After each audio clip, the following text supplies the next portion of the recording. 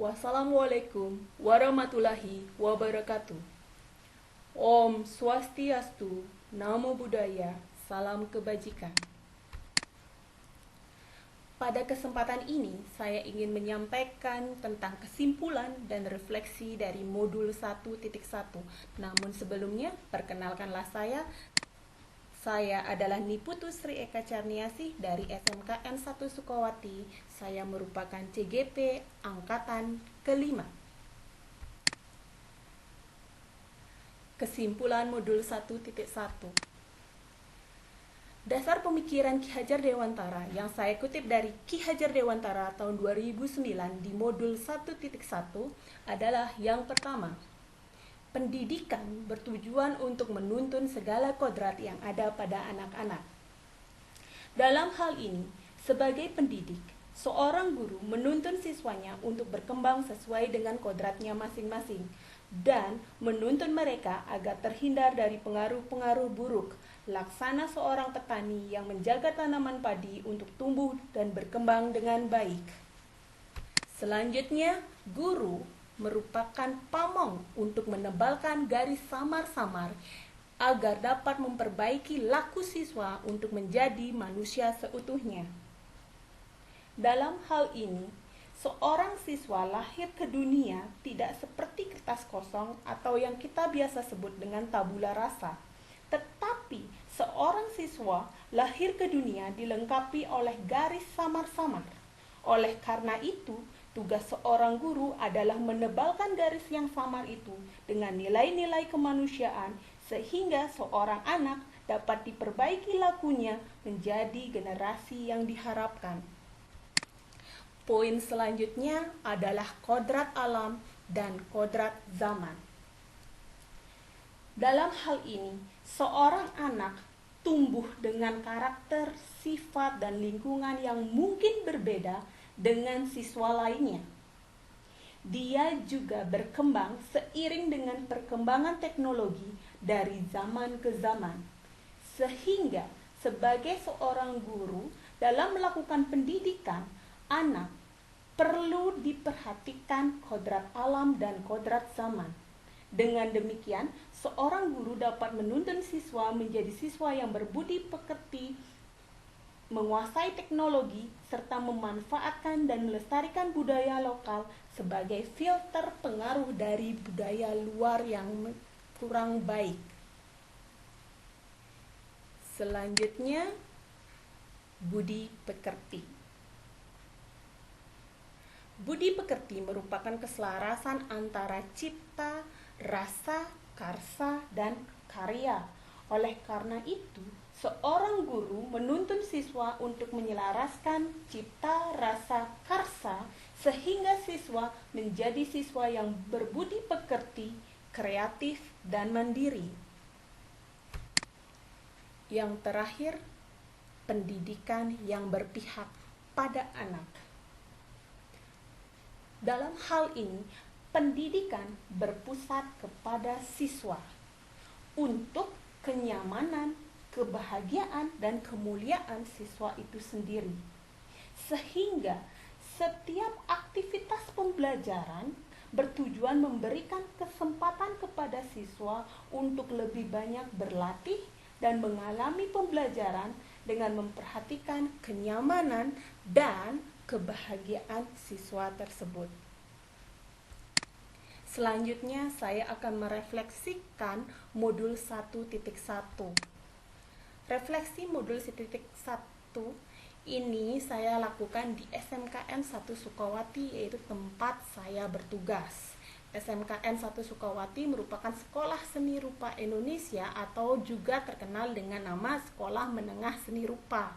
Sekolah ini beralamat di SMKI Pegambangan, Batu Bulan, Sukawati, Gianyar, Bali. Hal-hal yang bisa saya refleksikan adalah tentang nilai-nilai luhur, menebalkan nilai-nilai luhur. Sebelum saya mempelajari modul 1.1, saya di kelas mengajarkan materi dan latihan-latihan yang bertujuan agar siswa menjadi kompeten dalam mata pelajaran yang saya ajarkan.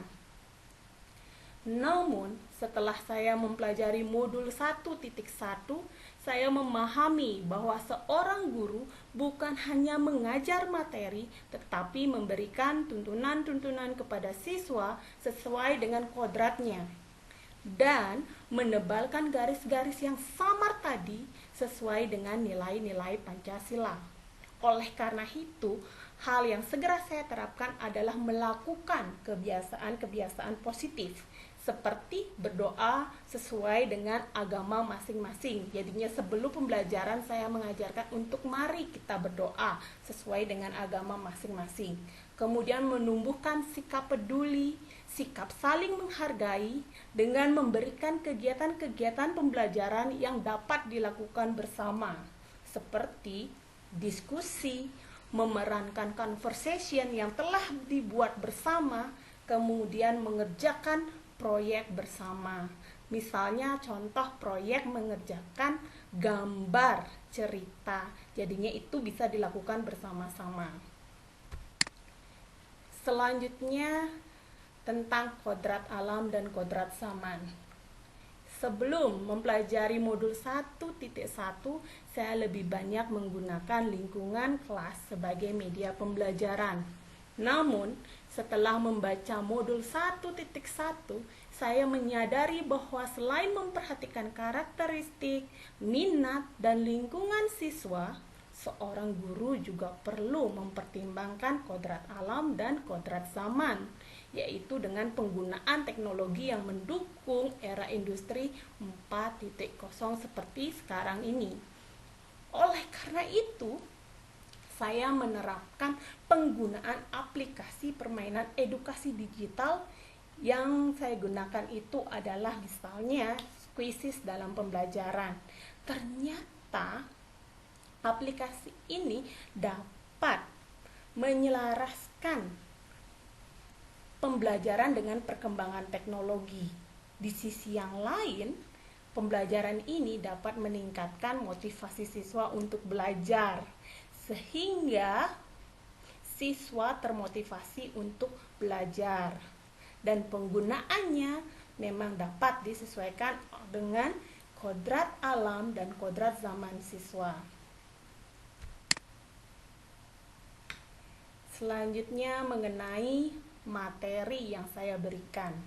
Sebelum membaca modul 1.1, saya memberikan materi dari buku modul dan beberapa buku bahasa Inggris yang menunjang kegiatan pembelajaran dan pengajaran. Namun, setelah membaca modul 1.1, saya memahami siswa memiliki karakteristik, minat, dan lingkungan sendiri yang mungkin berbeda dengan siswa lainnya. Oleh karena itu, saya mulai mengembangkan bahan ajar yang disesuaikan dengan pencapaian pembelajaran, minat, bakat siswa tersebut. Misalnya, saya mengajar kelas lukis. Saya akan memberikan wacana atau topik yang berkaitan dengan lukisan, sehingga mereka sudah terbiasa dengan lukisan, senang dengan lukisan, dan termotivasi untuk belajar. Begitu juga untuk siswa kelas patung. Saya pasti akan menyediakan topik-topik yang berhubungan dengan patung, sehingga suasana pembelajaran menjadi menyenangkan. Sekian yang bisa saya sampaikan. Terima kasih. Sampai bertemu di video selanjutnya. Wassalamualaikum warahmatullahi wabarakatuh. Om Santi Santi Santi Om. Sampai jumpa lagi.